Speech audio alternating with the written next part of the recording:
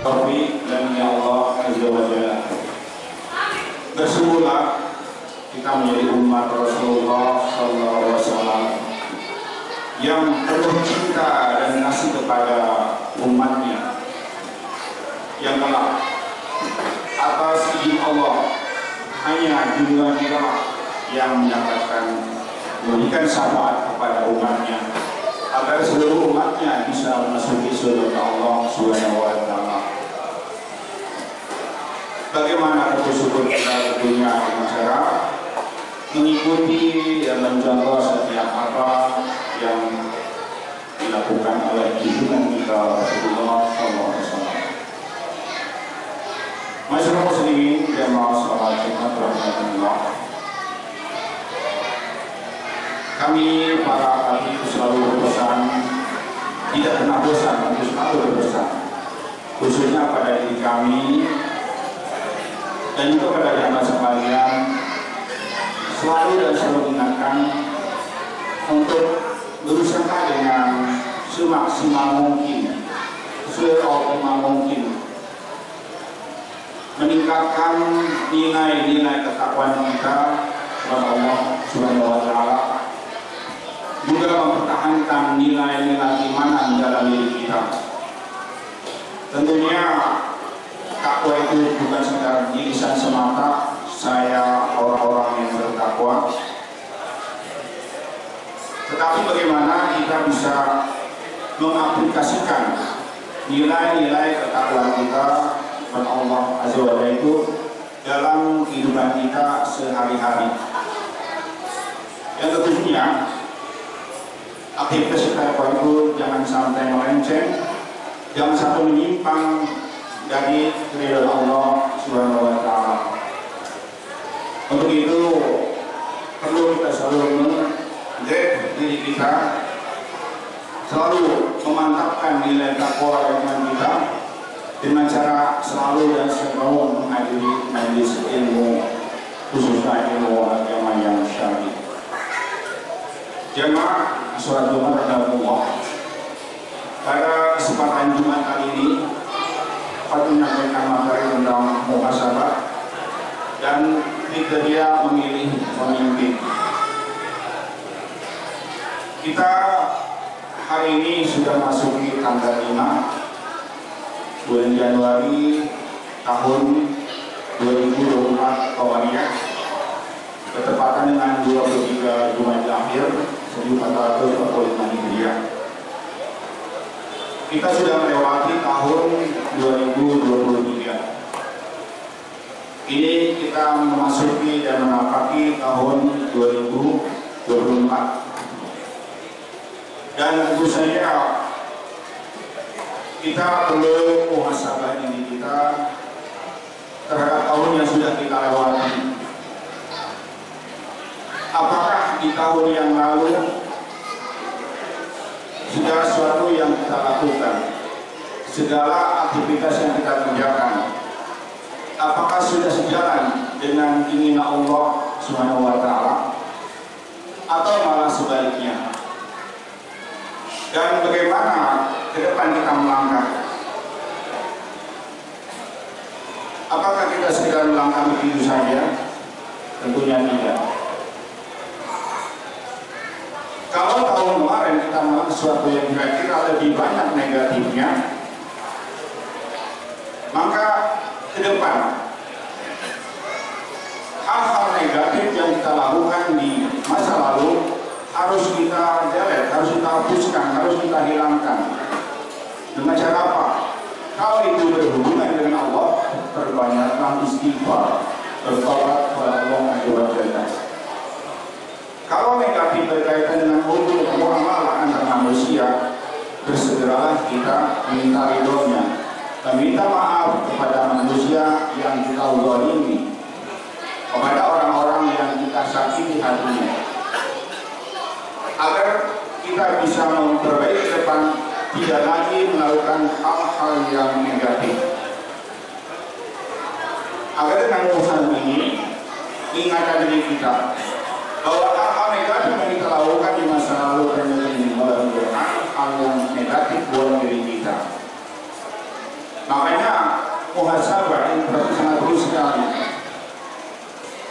Contoh hal negatif yang kita lakukan kalau tidak kita perbaiki, ini akan terus negatif itu mengiringi diri kita. Kenyamanan tidak akan bisa lepas dari diri kita. Contoh bila kita crash dengan sesama teman, kita menyakiti teman atau siapa dia, dan kita tidak minta maaf dari kesalahan yang masa lalu, maka kita akan gampang, hati kita tidak akan nyaman. Ketika berjumpa dengan orang yang kita sakiti, mungkin kita akan cari jalan yang lain, karena kita malas untuk bertemu dengan orang-orang tersebut. Ada kita yang salah. Ini dampak negatif dari kesalahan kalau kita tidak muhasabah untuk memperbaiki kesalahan tersebut. Berkaitan dengan ini juga, sahabat Rasulullah SAW, Amir yang kedua mengatakan, hasibu anfusakum qabla an tuhasabu. Hisablah dirimu sebelum dirimu nanti dihisab di kemudian hari. Artinya apa? Sebelum timbul penyesalan di kemudian hari atas perbuatan negatif kita di masa lalu, maka segala kita memperbaiki diri dengan meneliti apa-apa yang sudah kita lakukan, yang buruk-buruk harus kita tinggalkan untuk kita perbaiki di masa yang akan datang. Lebih-lebih dalam urusan agama. Apa yang kita persiapkan? Apa yang kita lakukan untuk hari depan kita di akhirat nanti? Karena bagaimanapun sebelumnya, kita hidup ini hanya punya satu tujuan, dan pasti tujuan itu akan kita dapatkan, dan kita tidak bisa menghindari dari tujuan tersebut, yaitu kematian. Kullu nafsin dha'iqatul maut, menuju pada kehidupan akhir, yaitu kehidupan akhirat. Apakah sudah kita persiapkan pahala yang sebanyak-banyaknya agar kehidupan masa akhir itu nanti bahagia di akhirat? Kalau tidak, bagaimana ke depannya? Apa yang harus kita lakukan dan apa yang harus kita persiapkan? Karena kita tidak tahu kapan kematian itu menjemput kita. Kematian kalau sudah saatnya tidak bisa mundur dan tidak bisa maju. Saat itu datang, kematian akan datang. Sungguh-sungguh kita wafat, kematian menjemput pada saat situasinya husnul khotimah. Seperti imam, seorang imam yang mati kita mungkin sedang sujud.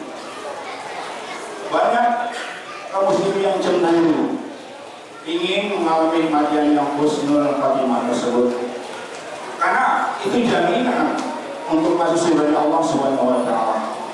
Surga yang sangat indah, surga yang sangat penuh dengan kenikmatan, surga yang di dalamnya tidak ada suatu penderitaan. Sudahkah itu kita persiapkan? Apakah kita sudah melakukan?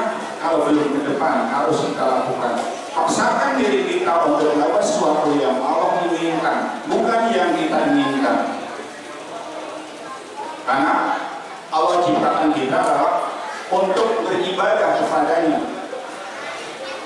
Jadi yang kita lakukan adalah apa yang Allah inginkan, bukan yang kita inginkan.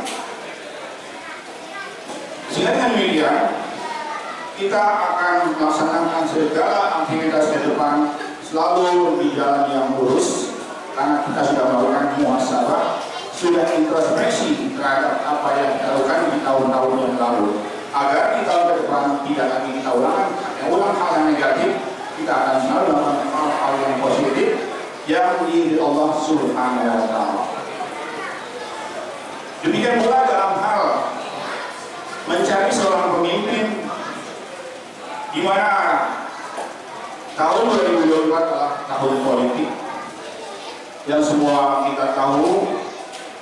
14 Januari kita akan menentukan calon pemimpin ke depan yang 5 tahun akan memimpin kita Bagaimana kita menjadi pemimpin yang betul-betul pemimpin yang mendapatkan ridho Allah Azza wa Jalla.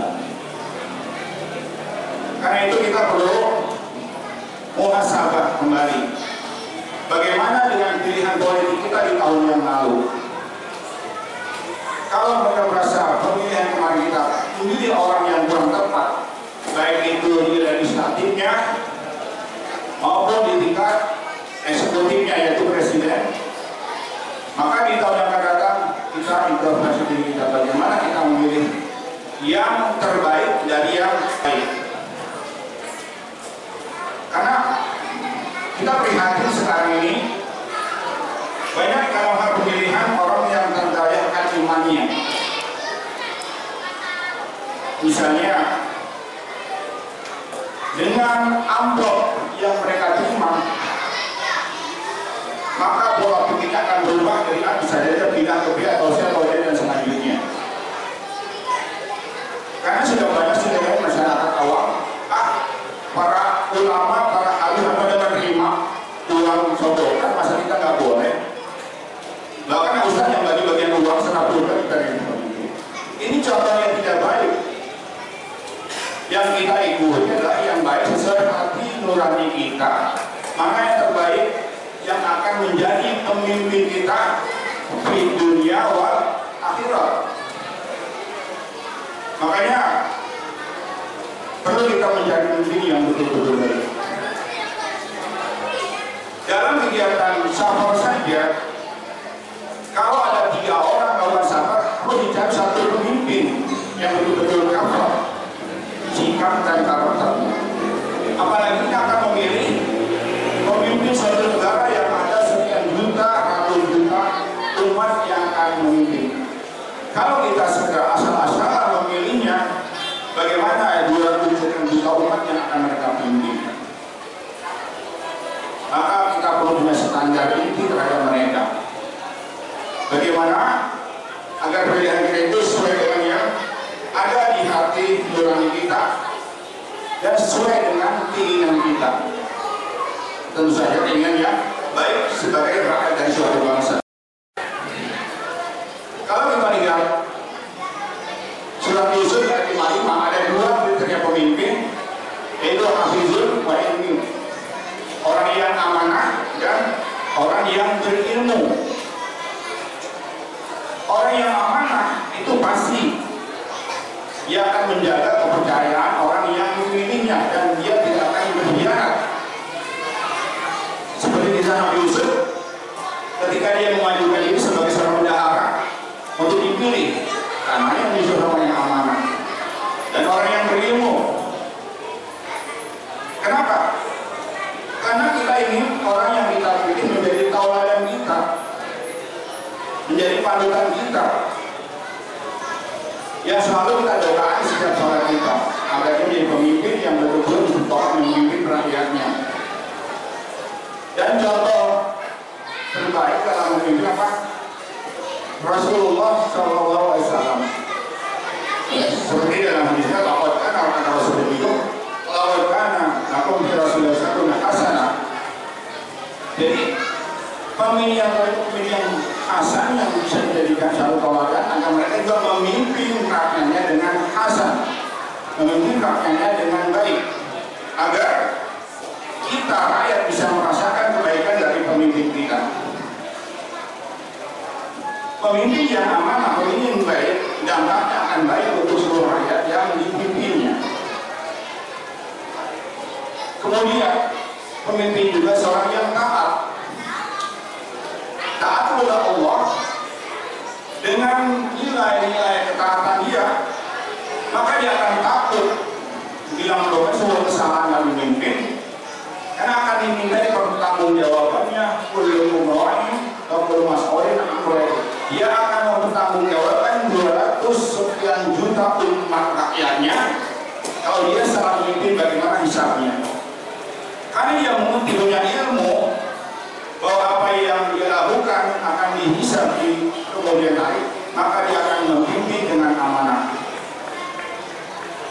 Dengan itu, insya Allah pemimpin yang demikian akan mendapatkan bimbingan dari Allah SWT untuk selalu mustaqim, untuk selalu lurus.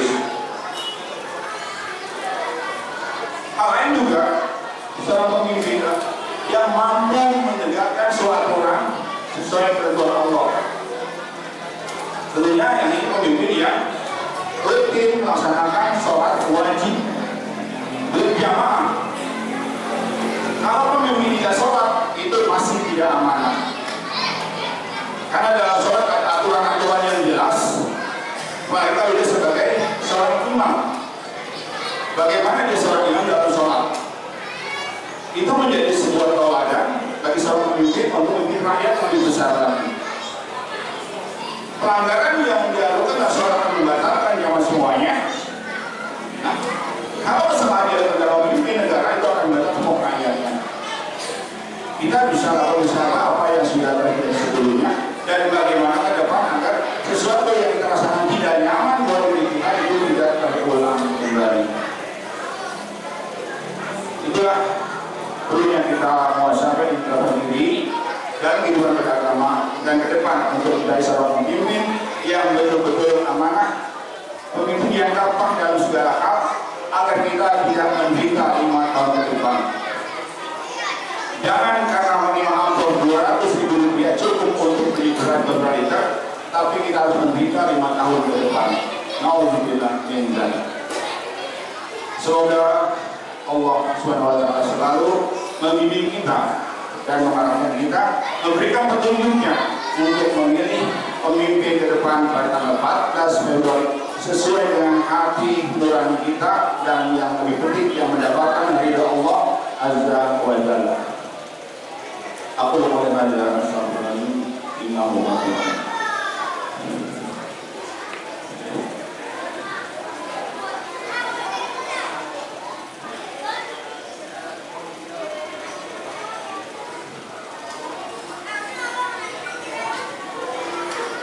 Alhamdulillah, hamdan katsiran tayyiban mubarakan kama yuhibbu Allah. Asyhadu an la ilaha illallah wa asyhadu anna Muhammadan abduhu wa rasuluhu la ilaha illallah. Allahumma shalli ala Muhammad wa ala ali Muhammad wa sallim Muhammad. Allahu ta'ala wa sallallahu ya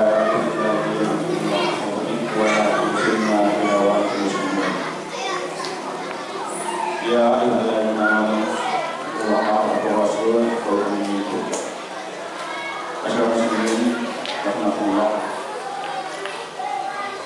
kalau seandainya nanti kita dapatkan pemimpin yang itu sudah tentunya Allah takdirkan sejak 50.000 tahun sebelum penciptaan bumi, siapapun yang pemimpin tersebut wajib bagi kita untuk mentaatinya. Mentaati pemimpin urutan yang ketiga setelah kita taat pada Allah, taat pada Rasul dan taat pada pemimpin yang ada di antara kami. Selama yang dia begitu berada dalam garis siratal mustaqim, garis lurus, garis yang sesuai dengan agama Allah Azza wa Jalla. Tapi kalau kebijakannya bertentangan dengan nilai-nilai agama yang kita yakini, maka kita belum taatnya. Kita taat hanya sesuatu yang berkaitan dengan ajaran Allah Subhanahu wa Ta'ala. Sehingga dengan demikian amanah-amanah yang sudah kita berikan kepada mereka, kepada pemimpin yang kita bukan nanti, baik itu dari anggota legislatifnya, tingkat kabupaten atau tingkat provinsi ataupun tingkat pusat, DPR, kita yang menentukan mereka, karena kita sebagai pemimpin, termasuk pemimpin tunggal itu presiden untuk kita, tanggung jawab pun ada pada diri kita. Semoga kedepannya kita tidak salah pilih dan kita tepat untuk kebaikan dan kemaslahatan bangsa Indonesia khususnya, dan juga untuk hubungan bilateral maupun hubungan nasional demi kebaikan bangsa Indonesia. Inna Allaha wa malaikatahu yusholluna 'alan nabi ya ayyuhalladzina amanu shallu 'alaihi wa sallimu. Allahumma ighfir lil mu'minina wal mu'minat wal muslimina al-ahya'i minhum wal amwat innaka la tughni syai'an. Rabbana Tuhan Maha Esa Maha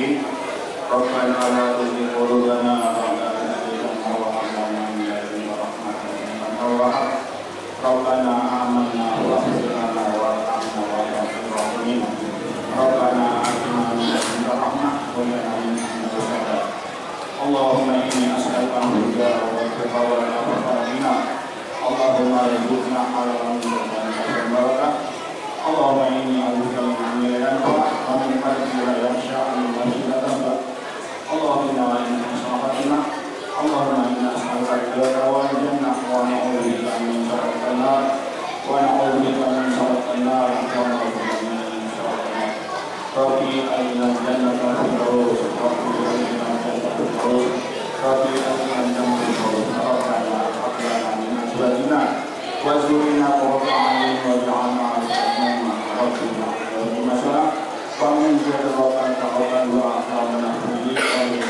من يوم الحساب ربي كل ولي أولنا كما ربنا ربنا اغفر لنا ولوالدينا وللمسلمين والمسلمات والمؤمنين والمؤمنات والمؤمنين على كل شيء قدير اللهم إني أعوذ بك من علم لا ينفع ومن قلب لا يخشى ومن نفس لا تشفع ومن وكيل لا حول ولا قوة إلا بالله ربنا آتنا في الدنيا حسنة وفي الآخرة حسنة وقنا عذاب النار ربنا آتنا في الدنيا حسنة وفي الآخرة حسنة وقنا عذاب النار ربنا آتنا في الدنيا حسنة وفي الآخرة حسنة وقنا عذاب النار والحمد لله رب العالمين أقيم الصلاة